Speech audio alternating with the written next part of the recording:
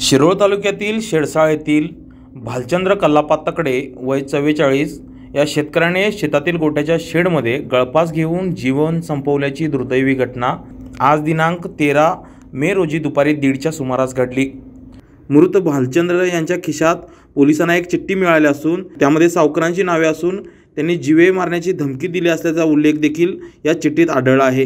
तसेच सावकारांच्या जाचाला कंटाळून जीवन संपवत असल्याचे या चिठ्ठीत त्यांनी नमूद केले होते। हातकणंगले तालुक्यातील नागाव येथे एका कर्जदाराला सावकारांनी बेदम मारहाण केल्याचा प्रकार ताजा असतानाच ही घटना घडली आहे। यामुळे सावकारकी पुन्हा तोंड वर काढते आहे का असा प्रश्न पोलीस प्रशासनासमोर उभा असून याकडे पोलीस प्रशासन डोळेझाक करत असल्याचा आरोप देखील नागरिकातून होत आहे। भालचंद्र तकडे यांनी 5 सावकारांकडून 59 लाख रुपयांचं कर्ज घेतलं होतं अशी चर्चा घटनास्थळी सुरू होती।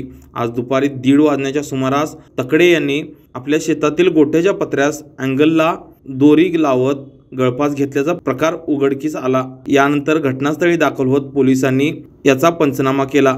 यावेळी भालचंद्र यांच्या खिशात आढळलेली चिठ्ठी पोलिसांकडून जप्त करण्यात आली असून मृतदेह शवविच्छेदनासाठी कवठे गुलन ग्रामीण रुग्णालयात नेण्यात आला आहे। सावकारकीच्या जाचाला कंटाळून तकडे यांनी जीवन संपवल्याची बातमी पसरताच नदीपलीकडे असणाऱ्या 7 गावात एकच खळबळ उडाली आहे। तसेच ह्या सावकारकीचा फास आणखी किती जणांचे जीवन संपवणार आहे असा प्रश्न शेडशाळ ग्रामस्थ आता विचारू लागले आहेत। लाईव्ह मराठीसाठी कुरुंदवाडहून कुलदीप कुंभार।